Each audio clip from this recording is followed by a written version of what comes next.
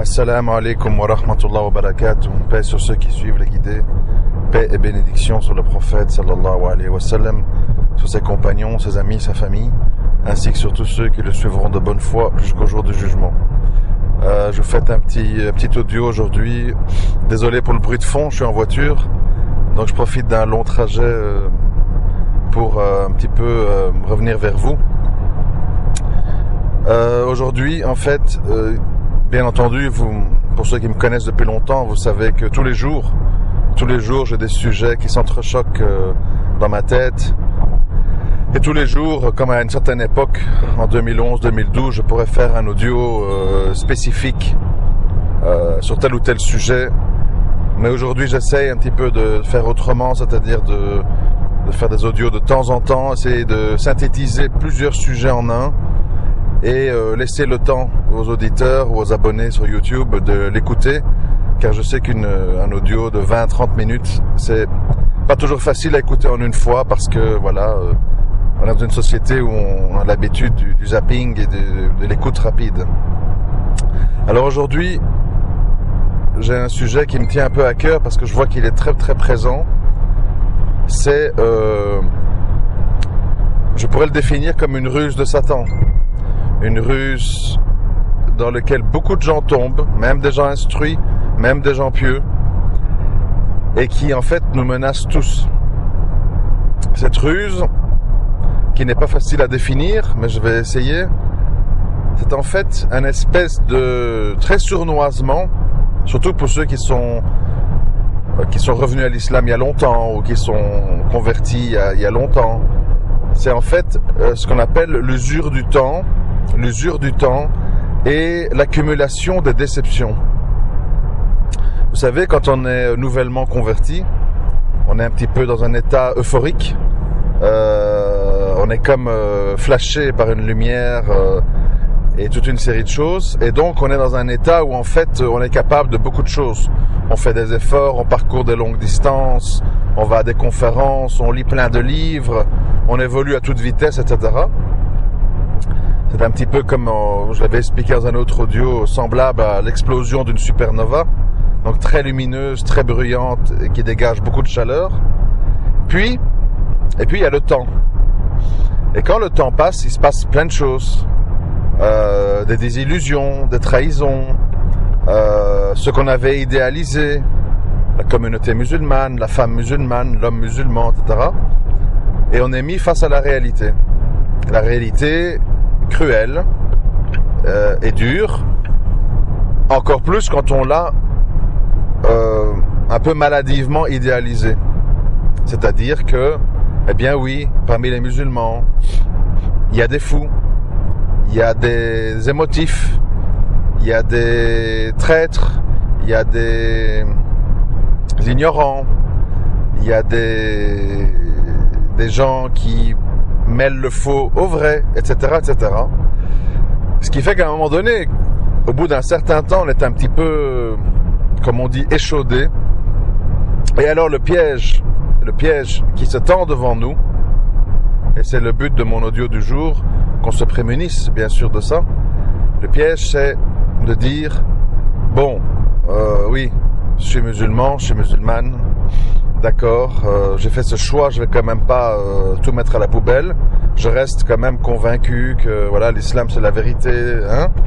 Mais je suis un musulman désabusé, un musulman attristé, un musulman qui baisse les bras et qui se contente du service minimum en se disant de toute façon tout le reste est corrompu, bizarre, tordu, etc. Bon. Moi j'estime que c'est un piège. Pourquoi ? Parce que normalement on revient à l'islam, on devient musulman sur la base de convictions. Des convictions nourries par de la science. Et plus on apprend et plus on lit, et plus on se rapproche du créateur et des sources, et plus on est, en principe, convaincu. Le drame, toujours le même drame qui revient, c'est l'attente démesurée dans un mariage, dans l'adhésion à un groupe ou je ne sais pas quoi, l'attente de trouver une solution miracle. Quand je vais me marier, je vais mettre le voile, je vais prier, je vais me rapprocher d'Allah, et je vais être dans le tawhid, etc. Et puis le mariage, il y a toutes sortes, c'est pas un conte de fées. Il y a des hauts, il y a des bas, il y a des disputes, il y a des malentendus. Il faut gérer un enfant, les caractères des uns et des autres, le quotidien, la routine, etc.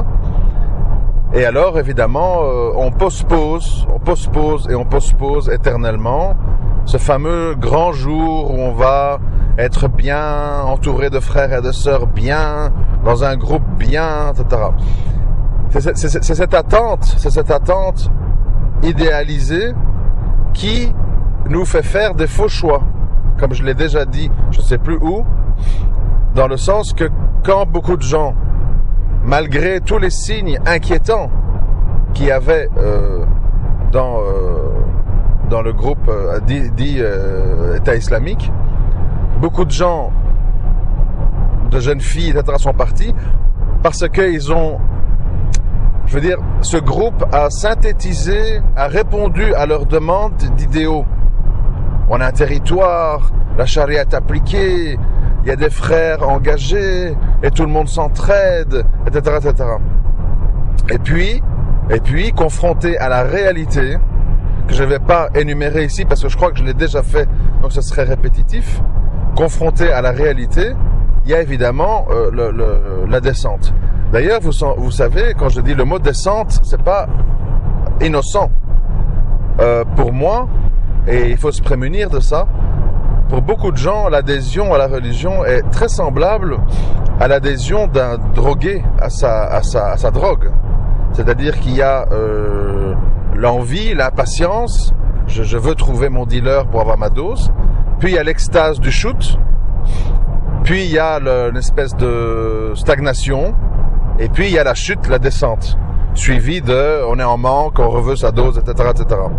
Et il y a beaucoup de gens, ils sont comme ça dans la religion, c'est-à-dire ils fonctionnent à coup de shoot. Je monte, je descends, et je remonte, je descends. Alors ces gens-là, évidemment, c'est assez facile de les manœuvrer parce qu'on a très bien compris qu'ils répondent à des impulsions.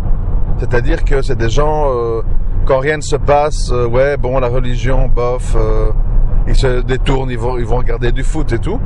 Puis, État islamique, vidéo en 4K, des chants, des nasheeds, trucs, les pick-up, on tire en l'air, il y a le shoot. Alors on monte, on est prêt à tout. Allez, en avant, truc, on part. Puis une fois sur place, la routine, le ribat, les morts, les blessés, les désillusions, les difficultés à se marier, les trahisons, les lâchetés, etc. Ouf, la descente. Et là, on repart à zéro. Allô, ambassade de France, je veux rentrer, etc. Donc, ce que je veux dire, c'est qu'il faut... Là, c'est un exemple extrême quand je parle de départ à l'étranger. Mais dans nos vies plus quotidiennes, il y a ça aussi. Je vais me marier, quand je trouverai le frère qu'il faut, tout va se mettre en place, on va louer un pavillon, on va inscrire les enfants à l'école coranique, et tatati, on va faire le hajj ensemble, le tawhid, l'amour fou, bon. Puis, le frère, il est bien, mais il a tel et tel défaut. Il y a ça et ça qui me plaît pas. Le hajj, on pourra pas le faire avant 2021. Bon. Et boum, on descend. Donc, moi je dis tout ça pourquoi ? Pour dire attention de ne pas adhérer à l'islam sur la base non seulement de ça, de ce que je viens de dire, de shoot, mais aussi sur la base de je suis le mouvement familial. Parce que ça c'est aussi un piège. C'est-à-dire que, et ça c'est une énorme maladie de notre époque qui se rajoute à cette histoire de shoot et qui explique beaucoup notre état actuel, c'est si on n'est pas dans cette histoire de shoot, alors on est dans moi je suis dans l'islam de papa, j'ai pas lu beaucoup de bouquins, mais je crois que mon oncle et mon père, ils ont dit qu'en islam ceci, en islam cela, je fais de mal à personne, je vole pas, je fais le ramadan, je me prends pas la tête, le reste du temps en fait voilà, je vis un peu comme tout le monde quoi. Et à la limite c'est pas bien grave ce que je viens de dire. Ce qui est grave, c'est quand ces gens-là, que je viens de décrire, s'érigent en donneurs de leçons musulmans. C'est-à-dire qu'ils disent non, c'est pas dans l'islam, non, il n'est pas musulman ou musulmane. Ils commencent à devenir des espèces de savants de quartier ou de gens qui émettent des espèces de fatwas sur la base de je ne connais rien à l'islam, je connais juste ce que mon père a dit, peut-être vrai, peut-être faux, et là-dessus je base toute mon adhésion à l'islam. Je suis dans un islam minimaliste, coutumier, culturel, vous le connaissez, je vais pas vous le répéter c'est quoi, et sur base de ça, eh bien j'émets des opinions, j'émets des jugements, je prends des positions sur des questions très pointues, et si quelqu'un qui est lui a de la science, a un bagage, a des preuves, a des sources, vient avec un avis contraire ou différent, je le traite de wahhabite, intégriste, moyenâgeux, tatati tatata. Et je m'érige en grand musulman réformateur qui connaît bien ma religion parce que je parle l'arabe, parce que mon père est musulman, parce que mon oncle ceci, etc. Et alors je me donne le droit, en fait de devenir un espèce de savant. Donc, comme vous voyez, les ruses de Satan sont multiples. Voilà pourquoi, si on sort maintenant des constats, qu'on veut venir aux solutions, moi je dis pas que j'ai compris ça du jour au lendemain. Ce sont des réflexions basées sur du temps, observation de mon environnement, écoute des frères, etc. Je pense au final la chose suivante. Il est très important pour le musulman, quoi qu'il fasse, même s'il travaille, de trouver des moments, ou des entr'actes dans sa vie pour acquérir de la science. Pas pour devenir un grand savant. Les grands savants consacrent leur vie et tout leur temps à ça. Donc, c'est pas possible pour la plupart d'entre nous. On travaille, on doit s'occuper d'enfants, toute une série de contraintes qui font que on est pris par le temps, le sommeil, etc. Mais on a quand même l'obligation en tant que musulman d'avoir un minimum, une base, de connaître les fondamentaux et quand je dis connaître, ça veut dire lire là-dessus. Lire là-dessus, bien sûr, j'allais dire, mais c'est pas tout à fait juste, des livres qui abordent les choses sous plusieurs angles, mais ça c'est pas tout à fait juste. Je pense qu'il faut des livres sourcés dans le sens qui se réfèrent à des hadiths, des versets, etc., etc. Mais aussi, en plus de ça, c'est très important de quand même faire l'effort de lire des interprétations ou des pistes de solutions de savants musulmans qui s'intéressent au contexte fiqh al-waqi, etc. afin donc de non seulement être proche des sources, mais aussi essayer de faire coller ces sources à notre réalité.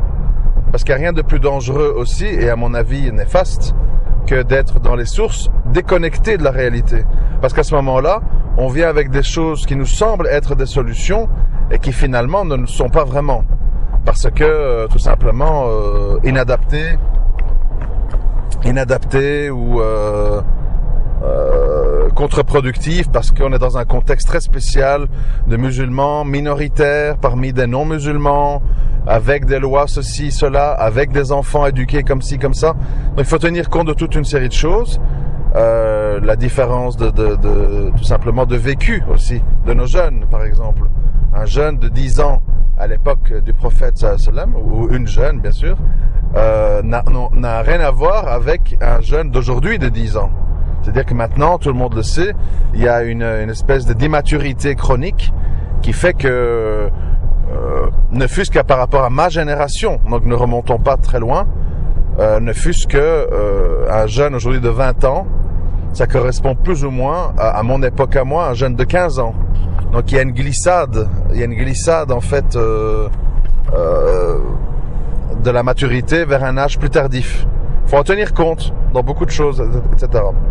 Donc, bien sûr, je répète, donc avoir un minimum de science, ça implique des lectures, des réflexions, recouper des sources, lire quand même des gens qui font l'effort de tenir compte du contexte.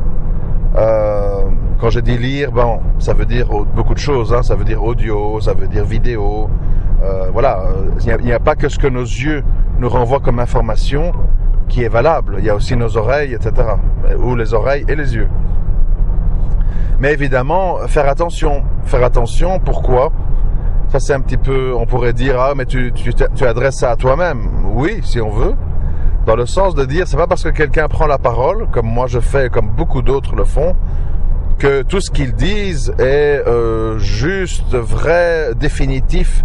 Moi je répète souvent, en tout cas à l'écrit sur Facebook, moi je répète souvent que moi j'émets parfois des opinions sur le mariage, sur ceci, sur cela, qui sont pas évidemment, qui n'incitent pas au haram, au faux, enfin j'espère, mais qui sont quand même le fruit d'interprétations personnelles par rapport justement au contexte. Récemment, j'ai écrit un article sur l'âge idéal de l'homme et la femme qui se marient, etc., dans le contexte d'aujourd'hui. Enfin, j'avais écrit là-dessus.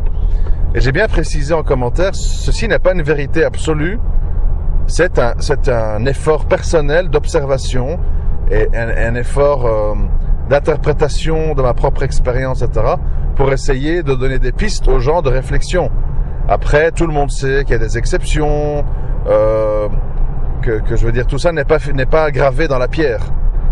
Donc, ce que je veux dire, pour revenir au sujet, c'est que c'est pas parce qu'on prend la parole en public que on devient des êtres infaillibles et à tenir au pied de la lettre. Non, ce sont des pistes de réflexion. Mais, je vais quand même vous dire ceci. Et là, je vais vous demander d'être attentif. Si vous êtes un peu distrait, je ne vais pas citer de nom parce que c'est pas utile. Il faut faire attention à une chose. Moi, je remarque que beaucoup de gens qui prennent la parole, parfois de manière intempestive, d'abord ne se rendent pas compte de leur responsabilité. C'est-à-dire qu'ils pensent que le net, c'est une espèce de, comment on appelle, café du commerce, où en fait on dit, je crois si, non, finalement, pas du tout. Ou, ça c'est... Bon, vous voyez, des trucs très tranchants, assez graves. Parce que, vous savez, il y a des choses qu'un être humain peut dire quand il est écouté par 1000, 2000, 3000, 4000 personnes, qui peuvent être très graves. Et quand je dis grave, je ne pense pas qu'il y a des incitations à la violence. Je dis grave dans le sens où on peut tout simplement mentir, consciemment ou inconsciemment, sur ce que le prophète sallallahu alayhi wa sallam a voulu nous transmettre. Donc, on parle quand même d'une affaire grave.